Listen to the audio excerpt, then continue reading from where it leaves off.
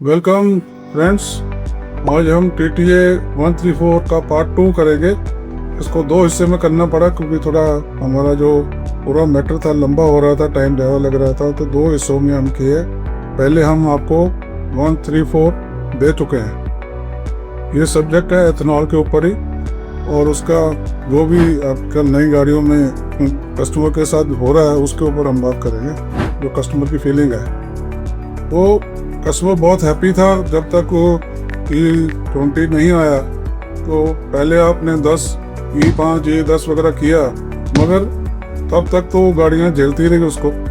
मगर अभी 20 के साथ उसका थोड़ा इशू ज़्यादा आने लग गया। जो ऑब्जर्वेशन है इन मासेस आ रहे हैं, स्पेशली BS4 गाड़ियों में, जो काफ़ी दूर है इसका जो डिज़ाइन से, इसकी रिक्वायरमेंट से थोड़ा काफ़ी पीछे है। तो अब कस्टमर जो है वो परेशान हो गए हैं क्योंकि 80% गाड़ियाँ तो BS4 की हैं। तो अच्छा हंसता हुआ कस्टमर जो थोड़ा सा लाज हो गए, उसको समझ नहीं आ रही क्या करें। तो ये सब हुआ है इंट्रोडक्शन ऑफ E20 पेट्रोल।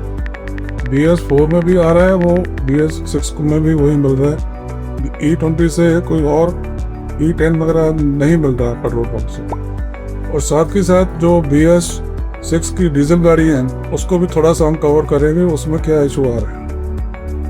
तो पहले E20 पेट्रोल से बात करते हैं। इसमें सारा जो अपग्रेड किया है BS6 वो पोल्यूशन नॉर्म्स की वजह से किया गया, कारण कि पोल्यूशन हवा में कम हुआ। उसके लिए कुछ इंजन में चेंज आए, फ्यूल में चेंज आए, और जो एग्जॉस्ट सिस्टम है उसमें कुछ चेंजेस आए। उसमें एग्जॉस्ट में सबसे इम्पोर्टेंट चीज़ है कैटालिटिक कन्वर्टर लगता है, जो कि कुछ ना कुछ जो फ्यूल का अनबर्न्ड कार्बन इंजन से बाहर निकल गया है वेस्ट गैस में, उसको भी हमने बाहर नहीं जाने देना। उसको हमने पूरा जला के फिर साइलेंसर से बाहर निकालूंगा। तो उसके लिए कैटालिटिक कन्वर्टर लगता है, जो कि कीमत पेट्रोल गाड़ी में भी 25-30 हज़ार की है अगर नया असेंबली लेना हो। अगर ये ख़राब हो जाए तो फिर उसका समाधान यही है कि थोड़ा बहुत साफ सफाई भी हो जाती है, पर कई गाड़ियों में फिर नहीं डालना पड़ता। इसका मेन मकसद यही था कि नाइट्रोजन ऑक्साइड्स के गैसेस को कम करना, और इंजन में पूरी गाड़ी में कंट्रोल्ड फ्यूल डिलीवरी, यानी कि सेंसर्स और कंप्यूटर की राही फ्यूल को कंट्रोल करके इंजन में देना, और ऑन बोर्ड डायग्नोस्टिक सिस्टम लगा हुआ था ताकि आप लैपटॉप लगा के आप चेक कर सके कि कहाँ प्रॉब्लम है। और डीजल में क्या हुआ, सबसे पहले जैसे E20 पेट्रोल आया, मगर डीजल में पहले अनाउंस हुआ था कि इसमें लो सल्फर का डीजल यूज़ होगा। मगर जैसे हमने पहले भी डिस्कस किया कि ना तो E20 पेट्रोल आपके पेट्रोल पंप के मशीन के ऊपर लिखा होता है कि ये कौन सा पेट्रोल है, ना E10 के टाइम पे लिखा नहीं था, और डीजल के मशीन के ऊपर भी लो सल्फर नहीं लिखा हुआ। तो ये एक, जैसे हम जब लोगों को समझाना शुरू करते हैं कि जिसमें लो सल्फर होना चाहिए, फिर लोग बोलते हैं ये क्या चीज़ होती है। तो ना तो ऑटो इंडस्ट्री ने समझाया या इसका ज्ञान दिया, ना डिस्ट्रीब्यूशन ऑफ फ्यूल सिस्टम में इसका को ज्ञान दिया। सिलेक्टिव कैटालिटिक रिडक्शन के लिए भी इसमें एडब्लू डालना पड़ता है, जिसको हम यूरिया बोलते हैं। वो जो कार्बन बाहर निकल गया उसको जलाने के लिए यूज़ होता है। Exhaust gas recirculation EGR valve भी लगता है इसमें, ताकि जो काला धुआं इंजन से निकल रहा है उसको दोबारा सिलेंडर में जलाने की कोशिश करते हैं। और एक DOC डीजल ऑक्सीडेशन कैटलिस्ट भी इसमें लगता है। तो ये थोड़ा इंजन कॉम्प्लेक्स हो गया। तो साथ में 10-12 सेंसर लगते हैं इंजन में, जो कि इसकी अलग अलग एरियाज को सेंस करते हैं। सेंट्रलाइज कंप्यूटर, उसमें उसका मैसेज आता है, वहाँ से वो फ्यूल डिलीवरी, हवा, ये वो सब कंट्रोल करते हैं। मगर ये जब सेंसर्स की कोई ना कोई इंडिकेशन आती है डैशबोर्ड में, तो ये बहुत कम लोगों को उसके बारे में नॉलेज है। जो सर्विस सेंटर्स हैं, सर्विस सेंटर में भी अगर 10 मैकेनिक हैं तो 1 या 2 को ही उसका पता है। बाहर जो प्राइवेट वर्कशॉप्स हैं उसमें तो बहुत कम लोगों को पता है इसके बारे में। तो ये एक, यानी कि लोग कस्टमर को कंफ्यूज करने का भी एक साधन है, जिससे वो एक एक्स्ट्रा चार्जेस बिल बना देते हैं। काम छोटा होगा, बिल ज़्यादा बन जाएगा। तो ये सब परेशानियां करनी है। जैसे हॉस्पिटल में एक मरीज है, उसकी बॉडी पे 10-12 पाइपें लगा दो, उनके साथ में कंप्यूटर लगा दो, टी करते रहे, तो अपने आप बिल डॉक्टर तो बना देगा, उसका हॉस्पिटल भी बिल बना देगा उसका। है पता है को इतना ज़्यादा जरूरत ना भी हो। तो ये ऐसे ही है, चीज़ को कॉम्प्लेक्स कर दो और फिर उसमें से पैसा कमाओ। और चाहे वो सेंसर हैं, सिंपल हैं, मगर उनकी लोकेशन का नहीं पता, कोई ऐसा डायग्राम नहीं होता है ऑपरेटर मैनुअल में कि कौन सा सेंसर कहाँ लगा है। बहुत गाड़ियों में सबका कॉमन लोकेशन तो है नहीं। अब हम पेट्रोल की बात करते हैं। जो कैटालिटिक कन्वर्टर है, ये एग्जॉस्ट के साथ ये जो गोल से ड्रम बना हुआ है, सिलेंडर बना हुआ है, ये कैटालिटिक कन्वर्टर है। बाहर ये इंसुलेटेड है और इसके अंदर एक स्पेशल मटेरियल की जाली होती है जो कि अनबर्न कार्बन जो बाहर निकलता है उसको वहाँ आके राख बनाती है, ताकि कच्चा कार्बन बाहर ना निकले।